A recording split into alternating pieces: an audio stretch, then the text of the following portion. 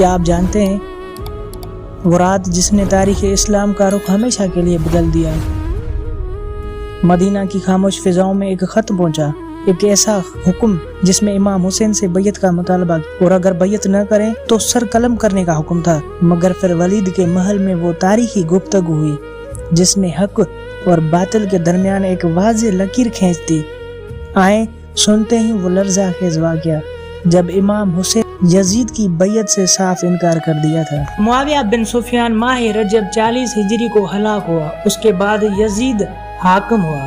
اس نے مدینے کے گورنر ولید بن عقبہ کو خط لکھا اور اس کو حکم دیا کہ میرے لیے تمام اہل مدینہ بالخصوص امام حسین علیہ السلام سے بیعت لو، اور امام حسین علیہ السلام بیعت سے انکار کرے تو ان کا سر بدن سے جدا کر کے میرے پاس روانہ کر دو۔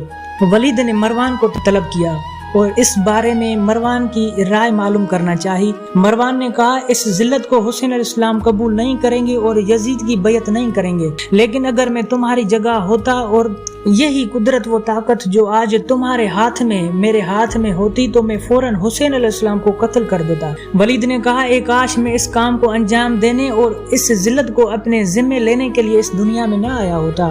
اس کے بعد ولید امام حسین علیہ السلام کو اپنے پاس بلاوا بھیجا۔ امام حسین علیہ السلام بنی ہاشم کے 30 جوانوں کو اپنے ہمراہ لے کر آئے۔ ولید نے امام حسین علیہ السلام کو معاویہ کی موت کی خبر سنائی اور یزید